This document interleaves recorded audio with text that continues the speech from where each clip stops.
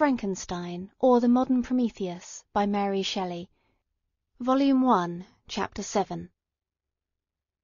We passed a few sad hours until 11 o'clock, when the trial was to commence. My father and the rest of the family being obliged to attend as witnesses, I accompanied them to the court. During the whole of this wretched mockery of justice, I suffered living torture. It was to be decided whether the result of my curiosity and lawless devices would cause the death of two of my fellow beings, one a smiling babe, full of innocence and joy, the other far more dreadfully murdered, with every aggravation of infamy that could make the murder memorable in horror. Justine also was a girl of merit, and possessed qualities which promised to render her life happy. Now all was to be obliterated in an ignominious grave, and I the cause. 1,000 times rather would I have confessed myself guilty of the crime ascribed to Justine, but I was absent when it was committed, and such a declaration would have been considered as the ravings of a madman, and would not have exculpated her who suffered through me. The appearance of Justine was calm. She was dressed in mourning, and her countenance, always engaging, was rendered, by the solemnity of her feelings, exquisitely beautiful. Yet she appeared confident in innocence, and did not tremble, although gazed on and execrated by thousands, for all the kindness which her beauty might otherwise have excited was obliterated in the minds of the spectators by the imagination of the enormity she was supposed to have committed. She was tranquil, yet her tranquillity was evidently constrained, and, as her confusion had before been adduced as a proof of her guilt, she worked up her mind to an appearance of courage. When she entered the court, she threw her eyes round it, and quickly discovered where we were seated. A tear seemed to dim her eye when she saw us, but she quickly recovered herself, and a look of sorrowful affection seemed to attest her utter guiltlessness. The trial began, and after the advocate against her had stated the charge, several witnesses were called. Several strange facts combined against her, which might have staggered anyone who had not such proof of her innocence as I had. She had been out the whole of the night on which the murder had been committed, and towards morning had been perceived by a market woman not far from the spot where the body of the murdered child had been afterwards found. The woman asked her what she did there, but she looked very strangely, and only returned a confused and unintelligible answer. She returned to the house about 8 o'clock, and when one inquired where she had passed the night, she replied that she had been looking for the child, and demanded earnestly if anything had been heard concerning him. When shown the body, she fell into violent hysterics, and kept her bed for several days. The picture was then produced, which the servant had found in her pocket, and when Elizabeth, in a faltering voice, proved that it was the same which, an hour before the child had been missed, she had placed round his neck, a murmur of horror and indignation filled the court. Justine was called on for her defence. As the trial had proceeded, her countenance had altered. Surprise, horror, and misery were strongly expressed. Sometimes she struggled with her tears, but when she was desired to plead, she collected her powers, and spoke in an audible, although variable voice. "God knows," she said, "how entirely I am innocent. But I do not pretend that my protestations should acquit me. I rest my innocence on a plain and simple explanation of the facts which have been adduced against me, and I hope the character I have always borne will incline my judges to a favourable interpretation, where any circumstance appears doubtful or suspicious." She then related that, by the permission of Elizabeth, she had passed the evening of the night on which the murder had been committed at the house of an aunt at Cheyne, a village situated at about a league from Geneva. On her return, at about 9 o'clock, she met a man who asked her if she had seen anything of the child who was lost. She was alarmed by this account, and passed several hours in looking for him, when the gates of Geneva were shut, and she was forced to remain several hours of the night in a barn belonging to a cottage, being unwilling to call up the inhabitants to whom she was well known. Unable to rest or sleep, she quitted her asylum early, that she might again endeavour to find my brother. If she had gone near the spot where his body lay, it was without her knowledge. That she had been bewildered when questioned by the market woman was not surprising, since she had passed a sleepless night, and the fate of poor William was yet uncertain. Concerning the picture she could give no account. "I know," continued the unhappy victim, "how heavily and fatally this one circumstance weighs against me, but I have no power of explaining it, and when I have expressed my utter ignorance, I am only left to conjecture concerning the probabilities by which it might have been placed in my pocket.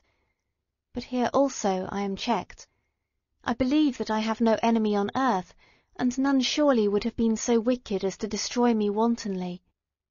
Did the murderer place it there? I know of no opportunity afforded him for so doing, or if I had, why should he have stolen a jewel to part with it again so soon? I commit my cause to the justice of my judges, yet I see no room for hope. I beg permission to have a few witnesses examined concerning my character, and if their testimony shall not overweigh my supposed guilt, I must be condemned, although I would pledge my salvation on my innocence." Several witnesses were called, who had known her for many years, and they spoke well of her, but fear and hatred of the crime of which they supposed her guilty rendered them timorous and unwilling to come forward. Elizabeth saw even this last resource, her excellent dispositions and irreproachable conduct, about to fail the accused, when, although violently agitated, she desired permission to address the court. "I am," said she, "the cousin of the unhappy child who was murdered, or rather his sister, for I was educated by and have lived with his parents ever since, and even long before, his birth. It may therefore be judged indecent in me to come forward on this occasion, but when I see a fellow creature about to perish through the cowardice of her pretended friends, I wish to be allowed to speak, that I may say what I know of her character. I am well acquainted with the accused. I have lived in the same house with her, at one time for 5, and at another for nearly 2 years. During all that period she appeared to me the most amiable and benevolent of human creatures. She nursed Madame Frankenstein, my aunt, in her last illness, with the greatest affection and care, and afterwards attended her own mother, during a tedious illness, in a manner that excited the admiration of all who knew her. After which she again lived in my uncle's house, where she was beloved by all the family. She was warmly attached to the child who is now dead, and acted towards him like a most affectionate mother. For my own part, I do not hesitate to say that, notwithstanding all the evidence produced against her, I believe and rely on her perfect innocence. She had no temptation for such an action. As to the bauble on which the chief proof rests, if she had earnestly desired it, I should have willingly given it to her, so much do I esteem and value her." Excellent Elizabeth. A murmur of approbation was heard, but it was excited by her generous interference, and not in favour of poor Justine, on whom the public indignation was turned with renewed violence, charging her with the blackest ingratitude. She herself wept as Elizabeth spoke, but she did not answer. My own agitation and anguish was extreme during the whole trial. I believed in her innocence, I knew it. Could the demon, who had, I did not for a minute doubt, murdered my brother, also in his hellish sport have betrayed the innocent to death and ignominy? I could not sustain the horror of my situation, and when I perceived that the popular voice and the countenances of the judges had already condemned my unhappy victim, I rushed out of the court in agony.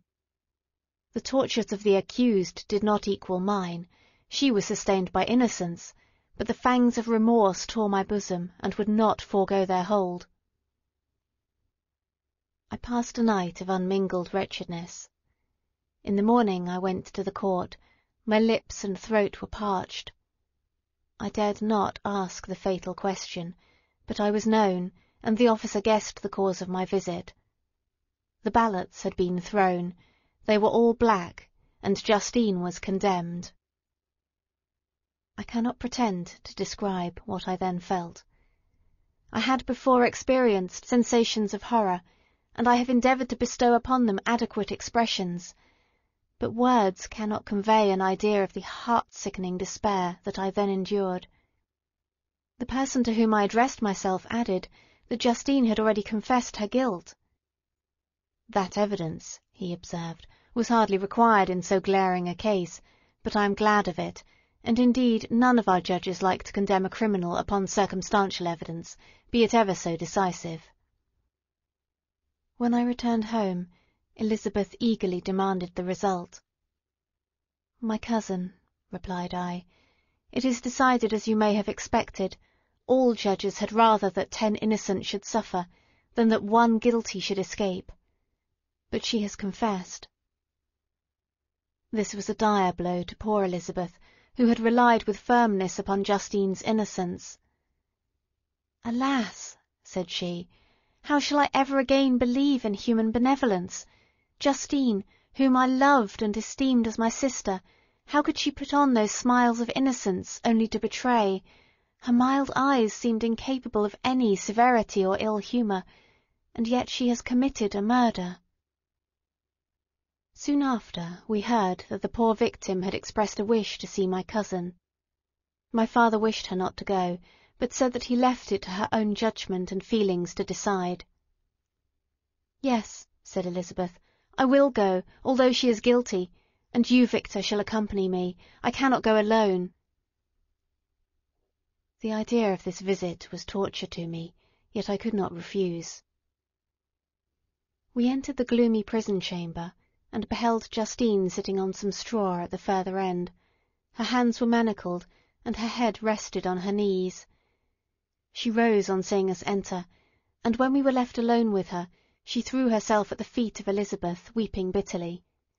My cousin wept also. "Oh, Justine," said she, "why did you rob me of my last consolation? I relied on your innocence, and although I was then very wretched, I was not so miserable as I am now." "And do you also believe that I am so very, very wicked? Do you also join with my enemies to crush me?" Her voice was suffocated with sobs. "Rise, my poor girl," said Elizabeth. "Why do you kneel if you are innocent? I am not one of your enemies. I believed you guiltless, notwithstanding every evidence, until I heard that you had yourself declared your guilt. That report, you say, is false, and be assured, dear Justine, that nothing can shake my confidence in you for a moment but your own confession." "I did confess, but I confessed a lie. I confessed that I might obtain absolution, but now that falsehood lies heavier at my heart than all my other sins. The God of heaven forgive me.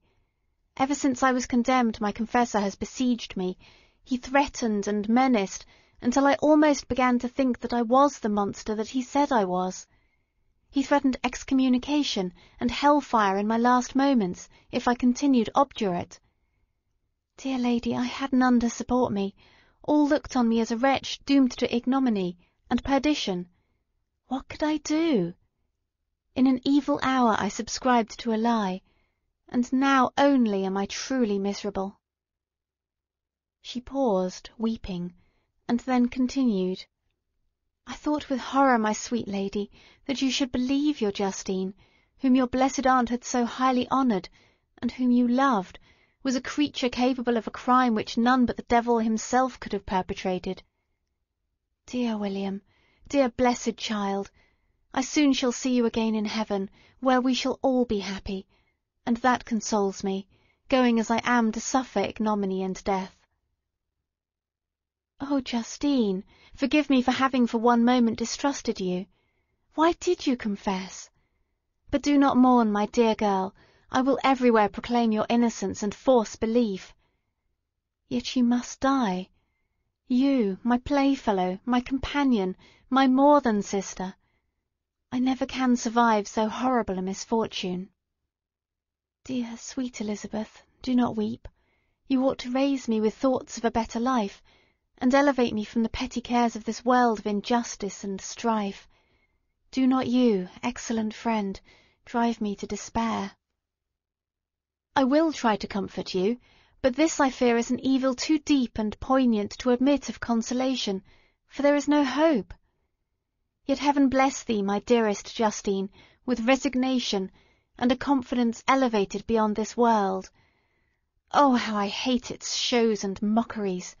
When one creature is murdered, another is immediately deprived of life in a slow, torturing manner. Then the executioners, their hands yet reeking with the blood of innocence, believe that they have done a great deed. They call this retribution. Hateful name! When that word is pronounced, I know greater and more horrid punishments are going to be inflicted than the gloomiest tyrant has ever invented to satiate his utmost revenge. Yet this is not consolation for you, my Justine, unless indeed that you may glory in escaping from so miserable a den. Alas! I would I were in peace with my aunt and my lovely William, escaped from a world which is hateful to me, and the visages of men which I abhor. Justine smiled languidly. This, dear lady, is despair and not resignation. I must not learn the lesson that you would teach me. Talk of something else, something that will bring peace, and not increase of misery. During this conversation I had retired to a corner of the prison-room, where I could conceal the horrid anguish that possessed me. Despair! Who dared talk of that? The poor victim, who on the morrow was to pass the dreary boundary between life and death, felt not, as I did, such deep and bitter agony. I gnashed my teeth and ground them together, uttering a groan that came from my inmost soul. Justine started. When she saw who it was, she approached me and said, "Dear sir, you are very kind to visit me. You, I hope, do not believe that I am guilty." I could not answer. "No, Justine," said Elizabeth. "He is more convinced of your innocence than I was, for even when he heard that you had confessed, he did not credit it." "I truly thank him. In these last moments I feel the sincerest gratitude towards those who think of me with kindness. How sweet is the affection of others to such a wretch as I am! It removes more than half my misfortune, and I feel as if I could die in peace, now that my innocence is acknowledged by you, dear lady, and your cousin." Thus the poor sufferer tried to comfort others and herself. She indeed gained the resignation she desired. But I, the true murderer, felt the never-dying worm alive in my bosom, which allowed of no hope or consolation. Elizabeth also wept and was unhappy, but hers also was the misery of innocence, which, like a cloud that passes over the fair moon, for a while hides but cannot tarnish its brightness. Anguish and despair had penetrated into the core of my heart. I bore a hell within me, which nothing could extinguish. We stayed several hours with Justine, and it was with great difficulty that Elizabeth could tear herself away. "I wish," cried she, "that I were to die with you. I cannot live in this world of misery." Justine assumed an air of cheerfulness, while she with difficulty repressed her bitter tears. She embraced Elizabeth, and said in a voice of half-suppressed emotion, "Farewell, sweet lady, dearest Elizabeth, my beloved and only friend. May heaven in its bounty bless and preserve you. May this be the last misfortune that you will ever suffer. Live, and be happy, and make others so."